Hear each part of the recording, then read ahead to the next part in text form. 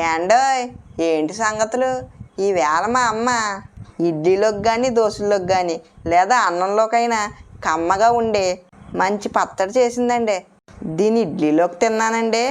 అబ్బబ్బబ్బా, చాలా బాగుందండి. ఇది ఇంకేం పచ్చడి కాదండి, కొత్తిమీర టమాటా పచ్చడి అండి. ఇంక దీన్ని మా అమ్మ ఎలా వండిందో చెప్తాను పదండి.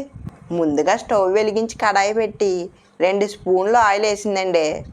ఆయిల్ వేడయ్యాక 2 స్పూన్లు పల్లీలు, 1 స్పూన్ పచ్చిశనగపప్పు, 10 పచ్చిమిర్చి ఇవన్నీ వేసుకుని బాగా వేపుకుని ఒక బౌల్లోకి తీసుకుని పక్కన పెట్టుకోవాలండి.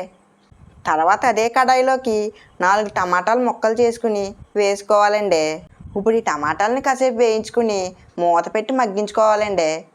తర్వాత చిన్న సైజు అంత చింతపండుని వేసుకుని మళ్ళీ బాగా వేయించుకోవాలండి. ఇప్పుడు ఒక కొత్తిమీర కట్ట వేసుకుని కాసేపు వేయించుకుని స్టవ్ ఆఫ్ చేసేసుకోవాలండి.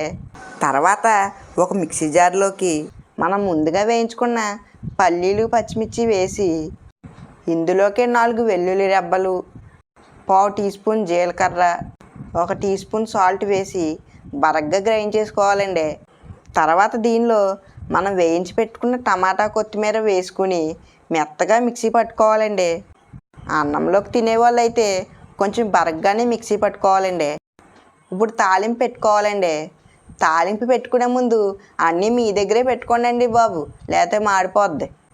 తాలింపు కోసం ఇప్పుడు చిన్న గిన్నెలో ఆయిల్ వేసుకుని 1/4 టీ స్పూన్ మినపప్పు, 1/4 టీ స్పూన్ జీలకర్ర, మళ్ళీ 1/4 టీ స్పూన్ ఆవాలు, కొన్ని కరివేపాకు ఆకులు, 4 ఎండుమిర్చిలు వేసుకుని బాగా వేయించుకుని పచ్చళ్ళలో వేసేసుకోవాలండి. అంతేనండి, మన టమాటా కొత్తిమీర పచ్చడి. దీన్ని కొత్తిమీర టమాటా పచ్చడి అంటారు, టమాటా కొత్తిమీర పచ్చడి అని కూడా అంటారండి. పేరేమైనా దీని టేస్ట్ మాత్రం అమోఘమండి. ఇదేనండి ఇవాళ రెసిపీ. మా రెసిపీస్ ఎలా అనిపించినాయో కామెంట్ చేసి చెప్పండి. అలాగే మా వీడియోని లైక్ చేసి షేర్ చేస్తారని ఆశిస్తున్నాం. ఇంకా మా వీడియోస్ మీకు నచ్చినట్లయితే సబ్స్క్రైబ్ చేసుకోండి మా ఛానల్ని.